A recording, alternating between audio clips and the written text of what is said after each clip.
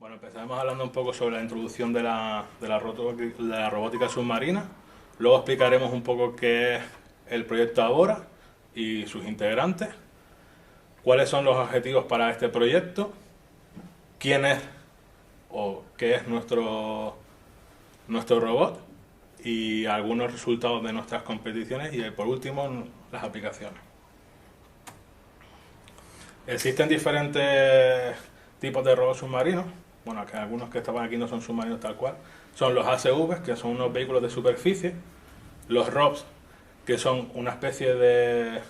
son unos robots, pero son dirigidos por el ser humano.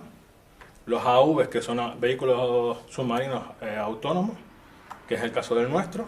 Y los gliders. La mayoría suelen estar equipados con diferentes tipos de sensores, como pueden ser de presión, de velocidad o sonar o cosas así. Y por ejemplo los ROVs suelen estar equipados con brazos robóticos para trabajar en algún tipo de operación. Se suelen utilizar pues en el campo de la investigación o la industria petrolera o la arqueología submarina.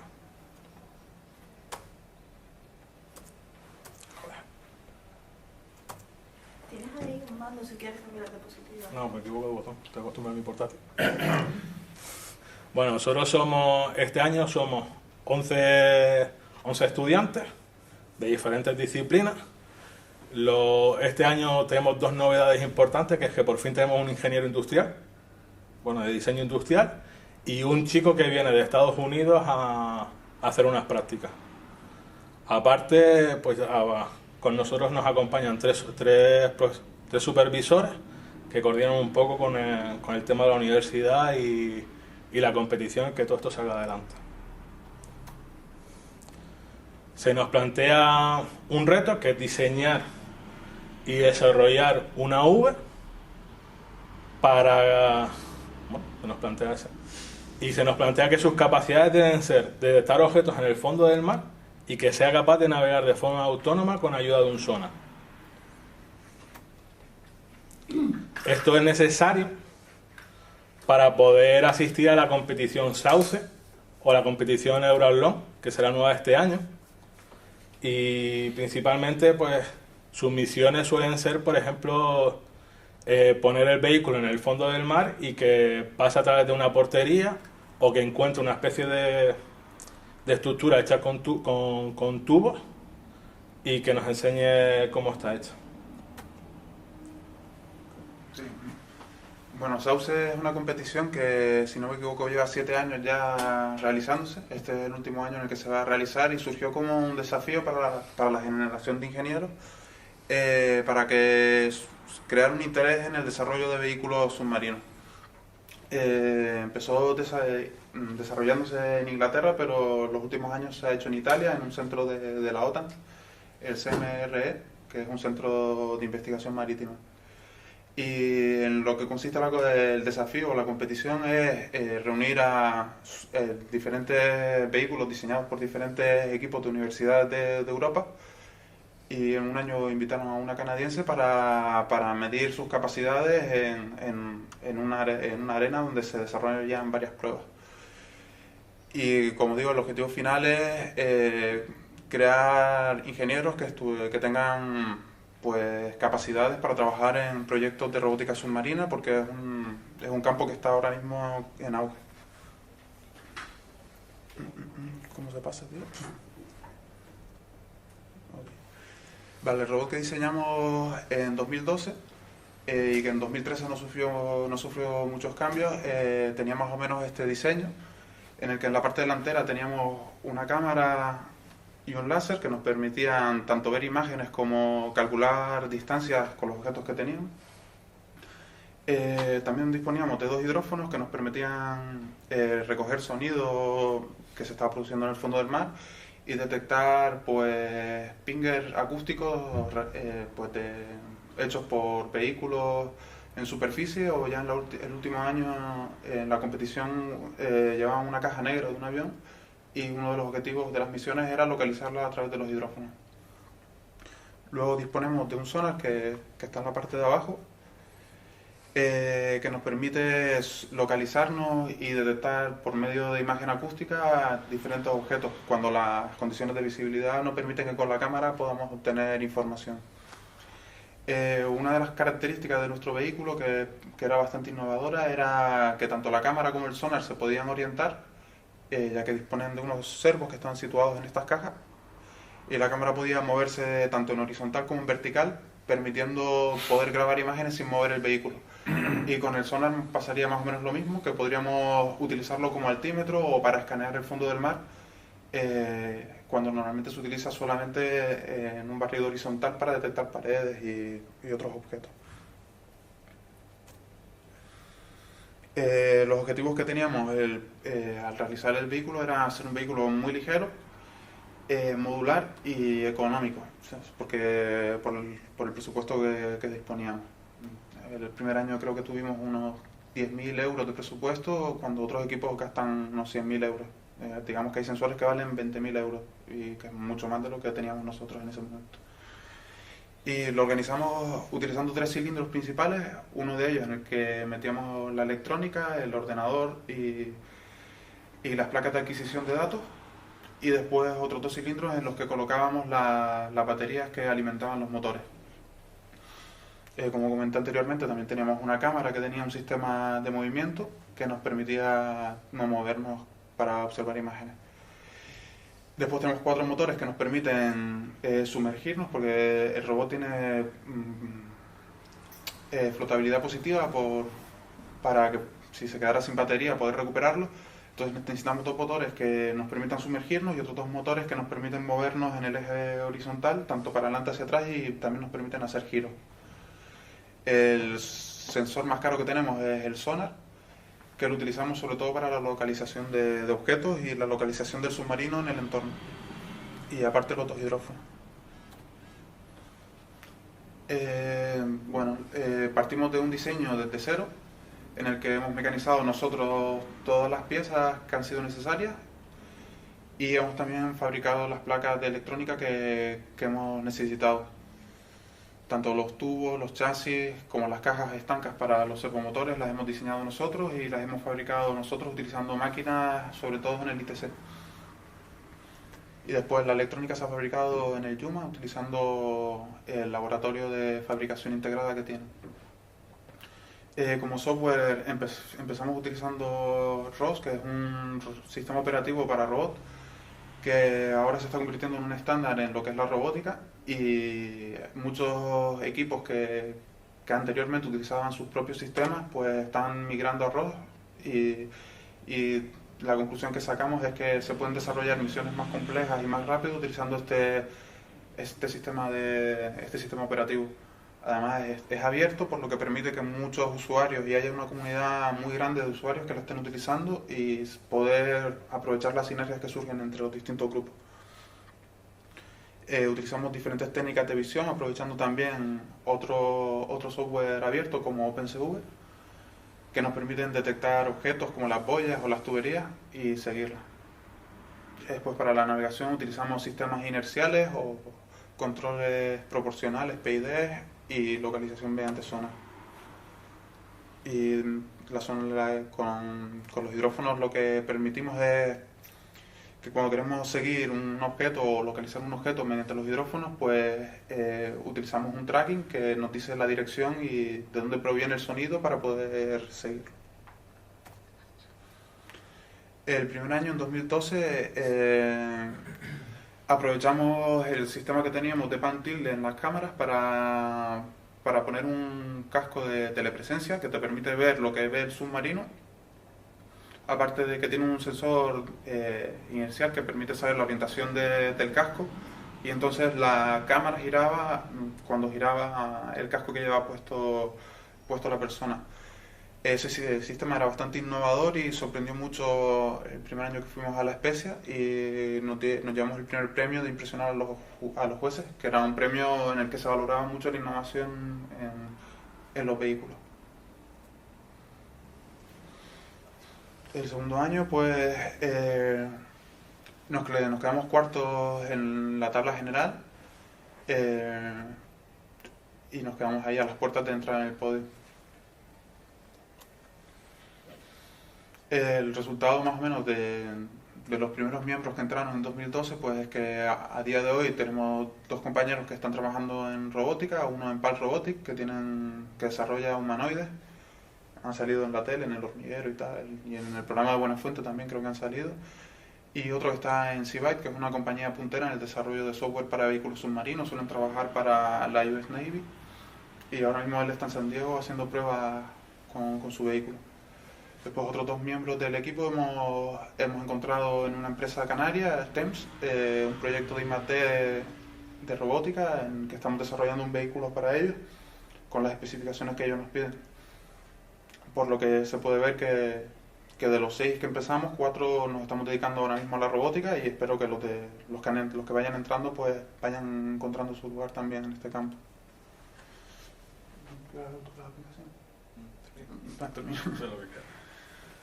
Bueno, las principales aplicaciones de los AV pues son las aplicaciones oceanográficas, por ejemplo ahora los gliders, que son un tipo de AV muy especial, que tienen una gran autonomía, que pueden estar meses en el agua, permiten colectar datos de toda la columna de agua mientras van haciendo misiones y se les puede añadir sensores específicos.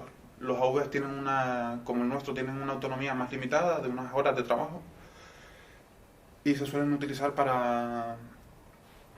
también para este tipo de aplicaciones oceanográficas. Después hay inspecciones marinas, de buques, de tuberías sumergidas y demás. En arqueología submarina también se utilizan para poder escanear los objetos que se encuentran, barcos, pecios. Hay algún proyecto europeo especialmente hecho para este tema y hay buenos resultados. En servicios portuarios también se utilizan y en rescate la Guardia Civil también tiene vehículos como estos para realizar rescates en zonas complicadas. En defensa también podemos decir que hay un montón de aplicación. La mitad de los gliders del mundo los tiene la Armada Americana y los utiliza como observación de las costas y demás, para poder prevenir ataques y demás como defensa. Son las principales aplicaciones. Nada, esto sería lo que sería nuestra presentación. Luego comentar que la experiencia en el proyecto depende de cada uno, ha sido diferente, pero yo por ejemplo puedo decir que al principio llega uno con miedo porque se encuentra, por ejemplo yo soy del segundo año, bueno, el año pasado fue mi primer año, y te encuentras un robot hecho y no sabes, porque lo que te enseña una cosa es lo que te enseña la facultad y otra cosa es lo que te encuentras en la vida real. Y te encuentras un robot y tienes miedo a meter la mano, pero con gente como él o como otros compañeros que he tenido merece la pena mojarse un poco y aprendes mucho de lo que no ves en la carrera, en un ámbito totalmente nuevo. Bueno, mi experiencia es bastante positiva. El primer año le echamos un montón de horas y fue un trabajo bestial de intentar integrar todo lo que fue la electrónica del vehículo y que todo funcionara. El segundo año pues pudimos mejorarlo todavía más. Se echa de menos un poco el año pasado que no tuvimos casi financiación y no pudimos realizar las mejoras que sabíamos que había que hacer. Y a mí me ha permitido al menos estar trabajando en el sector y desarrollando proyectos en este ámbito. Vale, pues muchas gracias. Y yo quería preguntarle hasta qué profundidad lo bajan. El primer prototipo que tenemos, que es el de la foto, ahora estamos desarrollando el segundo, se hizo con materiales muy de ferretería. O sea, llegaba a 10 metros y hubo unas malas elecciones, por ejemplo, comprando los conectores. Y más de 10 metros era arriesgado meterlo porque podíamos tener problemas. La idea ahora es conseguir un chasis un poco más grueso y que aguante más presión y vamos a comprar unos conectores que aguantan mucha más profundidad. La idea sería intentar poder trabajar hasta 30-50 metros sin problemas, sería el objetivo de este año, creo yo. Mira, entiendo que el objetivo de por qué habéis hecho esto principalmente es el de la competición, no tiene otra, sí, el primer año no tiene otra filosofía. O sea, la idea no es pretender que este tipo, o sea, lo que vosotros consigáis pueda llegar a ser un producto que se venda. Al menos el primer año se planteó ir a una competición, simplemente fue el objetivo. ¿Pero sigue siendo ese el objetivo o está cambiando? Por mi parte... Sí, sí. Yo estoy, digamos, dentro de la oceanografía y estoy acostumbrado a ver este tipo de cosas, ¿no? Y en cuanto al tema del desarrollo europeo, todavía tiene muchos problemas, no solamente porque no se desarrolle o que se desarrolle poco, sino porque después competir en el mercado con el desarrollo americano siempre es difícil, empezando por nosotros mismos, que no valoramos el desarrollo europeo, ¿no? Sí. Pasa en lo más básico que existe, el CTD. Sí. Hoy en día yo participé en una reunión hace poco, el año pasado en Bermudas, donde se decidía qué tipo de instrumentación había que usar en la oceanografía y parecía que Ciber era el único instrumento que se podía utilizar, Sí. cuando hay otras marcas que son tan válidas como ellas, pero no se utilizan, ¿no? Entonces yo cuando veo este tipo de cosas me encantan porque dan alternativa. El problema es que, no sé, vosotros me imagino que sois participantes, pero no los que se meten en la pelea de hacia dónde va a ir esto. Entonces, la cuestión de todo esto es si merece la pena desarrollar este tipo de cosas o merece la pena desarrollar lo que va dentro de ese tipo de cosas. Me parece muy bien la alternativa de lo que estáis hablando, pero claro, hoy en día vehículos que sean capaces de transportar sensores hay, Sí. existen, y además a lo mejor vuestra tecnología llega a ser mejor que las que se están vendiendo. Sorprendería porque se está invirtiendo muchísimo dinero en ello. Sin embargo, a nivel oceanográfico, lo que hay es un problema en el desarrollo de sensores. Fundamentalmente no de sensores hidrográficos, que son los más sencillos, o que no los más sencillos, los que están, digamos, ya más desarrollados, pero de sensores biogeoquímicos, por ejemplo, es un mundo completamente abierto todavía. Es un mundo que está compitiendo. Estamos hablando de CO2 y todavía no tenemos un sensor adecuado para medir CO2 en el mar. Entonces yo no sé si en la pelea de todo este tipo de cosas se puede llegar a pensar en incorporar o desarrollar tecnologías que vayan en esa línea, no solamente en el hecho de meter un vehículo en el mar y que se mueva dentro del agua, ¿no? Que digamos que es una tecnología que, aunque es novedosa y que puede mejorar muchísimo lo que tenemos, existe. Entonces yo no sé si vuestro grupo se podría atrever a ir a otras cosas. Hombre, yo creo que lo lógico es que el grupo vaya creciendo y lo que fue al principio la excusa para entrar en el tema, que era una competición, pues se quede ya como una excusa y poder buscar unas aplicaciones más realistas o más comerciales. No pues estamos haciendo esto solo para ir a una competición una vez al año, sino vamos a intentar hacer un vehículo que pueda tener otro tipo de cosas. Por ejemplo, los compañeros que tenemos de Girona ya están sacando su vehículo a nivel comercial y vendiéndolo. Que por ese lado sí se puede hacer ese tipo de cosas, aunque como dices, hay un montón de vehículos ya probados y garantizados de que van a funcionar, y puede que el tema de sensores o otros temas puedan ser nichos de mercado que no se estén explotando, ¿sabes? O en los que no se esté desarrollando suficiente la tecnología. Claro, es que el problema es tú inviertes una cantidad de dinero en desarrollar un vehículo de estos que se lo puedas vender a las empresas petrolíferas o se lo puedas vender a empresas del puerto, es decir, otras opciones que hay aparte de los organismos de investigación y demás. Pero ¿qué ocurre? Que ya tienes que competir con lo que hay en el mercado. Claro, te va a salir más caro invertir en desarrollar que comprar algo que ya está testado y garantizado. No, a lo mejor no, depende. ¿Quién arriesga? El problema es en este tipo de cosas que como tú tienes que presentar, por ejemplo, en investigación, luego tú tienes que presentar datos. No es lo mismo hacer un artículo con los datos de un instrumento totalmente validado que con los datos de un instrumento que no está validado. Entonces, ese es el problema, llegar a meter este tipo de instrumentación, ¿no? Que al final luego es una tontería porque el vehículo no es lo que mide. No, claro, el vehículo, lo que mide son con que los tenga un sensores conector, que tú estás comprando y que estás metiendo claro, en esos mientras sensores. entienda el protocolo de los sensores, pues el vehículo da igual que sea de una marca o de otra. Mientras puedas conectar el sensor que necesitas, pues iría bien.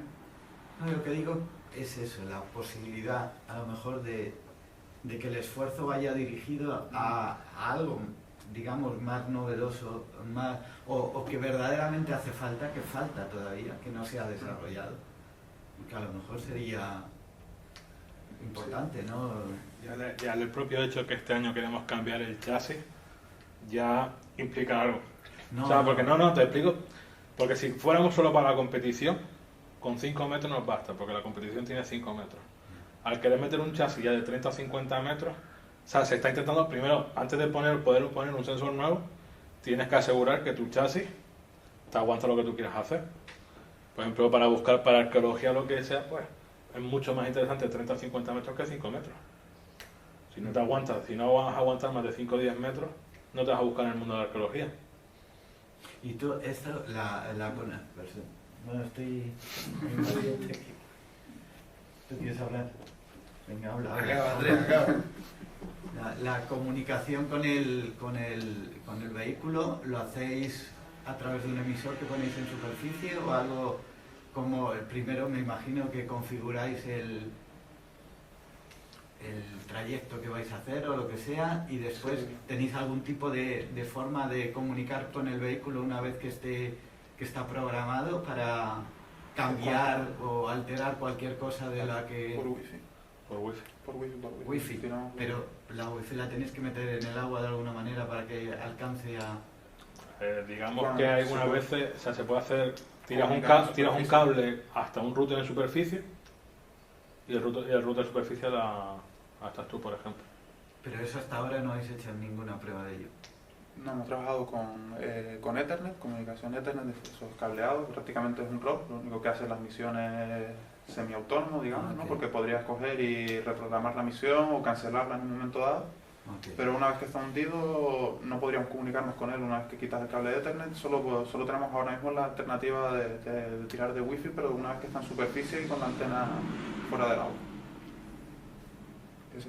Pero bueno, es que si no sería tener un módem acústico o alguna cosa así para poder... No lo digo por ese tipo de posibilidades que le dais a la cámara y al sonar, que teóricamente, digamos, es útil cuando en campo, ¿no? Cuando tú estás viendo que encuentras algo que te Sí. interesa, pues ese es en el momento que tú no puedes prever que ahí va a haber una tubería o que va a haber Claro, otro tipo de cosas. lo que pasa es que las misiones a las que se nos plantean están diseñadas y tú conoces de antemano más o menos el escenario que te vas a encontrar. Tú sabes que a determinada distancia vas a encontrarte con 2 boyas, una tubería, más allá, no sabes exactamente dónde están, pero aproximadamente sí tienes una idea de dónde van a estar.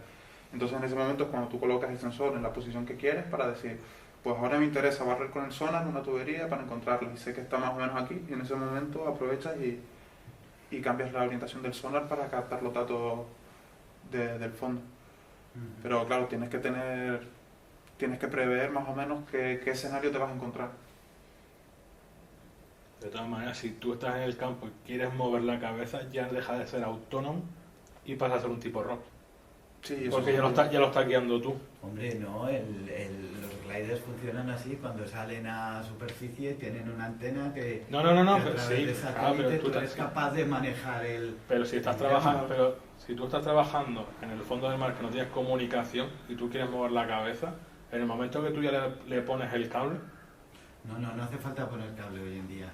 Ya tienes, tú Con- puedes poner con un modo fondeo con un con- emisor, un receptor y puedes Sí. hacer comunicación con él. Sí, bueno, De esto hay muchísima tecnología ya. Pero bueno, es una pregunta, o sea, no, sí. a mí me encanta que se desarrolle en esto y no estoy haciendo, perdón si lo estoy haciendo. No te preocupes, yo también soy demasiado a veces directo. ¿Cómo sabes en en cada momento dónde está Ese es uno de los grandes problemas que tiene el vehículo que tenemos, porque para saber dónde está, necesitaría tener una idea aproximada de qué velocidad está llevando y eso ahora mismo, para hacerlo bien necesitas un DVL y cuesta $20.000 por ahí y no nos lo pudimos permitir. Entonces, aprovechando que estamos en un recinto cerrado portuario, vemos las paredes y conociendo dónde están las paredes y haciendo ¿cómo se llama esto? Es un tema probabilístico, intentar superponer el mapa que tú conoces a priori con el mapa que estás obteniendo con el sonar, pues más o menos conoces la orientación. El problema también es que el sonar es muy lento, tarda 13 segundos en hacerte un barrido entero y eso es mucho para lo que es el recorrido del vehículo. O sea, el tema de la navegación, si no tienes DVL, es muy, muy complejo y siempre va a ser inexacto. Sí. Otra cosita. Por meternos ya en otro campo distinto al que comentaba Andrés, en la arqueología submarina, o bien para hacer reconocimiento submarino en arqueología o en bionomía, en fin, otros temas, se utilizan mucho los ROVs porque tienes que ir tomando georreferencias de cada punto que vas viendo, ¿no? Digamos que ese es la clave, la necesidad de esos vehículos de bajo el agua. ¿Sería posible en un futuro que este tipo de vehículos dieran Pero ¿cómo toman la georreferencia desde el ROV? ¿Utilizando el GPS desde barco? De alguna manera tienen que... Yo lo que he visto hasta ahora, por ejemplo, cuando toman imágenes y tal, que suelen grabar en barco el GPS del barco y combinarlo con los datos que se van tomando. Eso sí sería factible sin ningún problema. Pero eso necesitaría una huella en superficie para ir tomando... Sí, o estar conectado como si fuese un ROV. Eso sería fácil. O sea, trabajar como un ROV, digamos que sería fácil con el vehículo que tenemos y poner un GPS y recibir los datos de GPS desde el barco donde estés manipulando sería factible y sencillo de hacer relativamente. Lo que sí es difícil es, una vez desconectado, saber dónde estás y sobre todo en mar abierto es súper complejo si no eres capaz de saber cómo te estás moviendo. Y una última cuestión ya y me callo. ¿Alguna vez se les ha perdido? Por suerte no, pero se suelen perder. Se suelen perder. Sí, se suelen perder, los hemos visto perder en directo y se sufre. Risky solution. Sí. Sí, por suerte en la competición tienen puesto una red en la salida y ya han tenido que ir a buscar más de uno. Sí, o algunos lo han tenido que pescar en el fondo porque está al revés. Sí, cosas así pasan. Así que todo es posible. Se pierden los que valen 100.000 euros. Sí. Es lógico. Sí, pero es más desesperante cuando es tu trabajo y son 5 alumnos. Son 100.000, es desesperante de las dos maneras, yo creo. Siempre. Siempre. Te lo puedo asegurar. Sí. Sí, en el hierro se perdió uno. Pero que han perdido uno. Sí, un player. ¿Se no hay más preguntas? ¿Tienen algún plan para lo que son los sensores en sí que están montando en el vehículo? Es decir, si tienen pensado, no sé, avanzar. Yo sé que en teoría, o por lo menos lo que he entendido, que el proyecto se basa en lo que es el vehículo y control del propio vehículo. Los sensores son algo añadido o necesario para ese motor. Pero esos sensores aparte no sé si tienen algún plan a la hora de mejorarlo, Digamos que los datos de los sensores se integran en el control. ¿Sabes? Por ejemplo, va a ser el sensor el que te diga tienes que irte a tal sitio. Por ejemplo, si la cámara detecta una boya, pues te dirá he encontrado una boya más o menos en esta orientación y tú en el control del vehículo integras eso para que el vehículo gire y se oriente y vaya hacia esa boya o para barrer la tubería. O digamos que los sensores recogen datos que no son de interés para después llevar la navegación planificada para cubrir las misiones. No, entiendo perfectamente, además lo dijeron que realmente es la base del vehículo en sí y ya sí, lo que pueda ir añadido a él, simplemente era por saberse. Pero bueno, de todas maneras que uno de nuestros grandes handicaps es que somos o telecos o informáticos y este año un ingeniero industrial. O sea, no tenemos a nadie ni de ciencias del mar, ni arqueólogo, ni nada que nos diga mira, es que podrías hacer esto para poder hacer esto. No, no, nosotros vamos a lo que vamos, a que camine y, por decirlo así, de forma muy bruta, se mueva, ¿no? Que haga su movimiento y pase las misiones, porque es lo que nosotros entendemos. Yo no sé qué le hace falta o qué se mide en el mar porque no es mi ámbito, no lo conozco. Y me voy a poner a buscar en internet y me voy a volver loco. Cuando quieran nos sentamos. No, pero ¿sabes lo que te quiero decir? Que Sí, en eso cuando uno tiene cuando no sabe del tema, Ah. pues desarrolla realmente más de lo que entiende.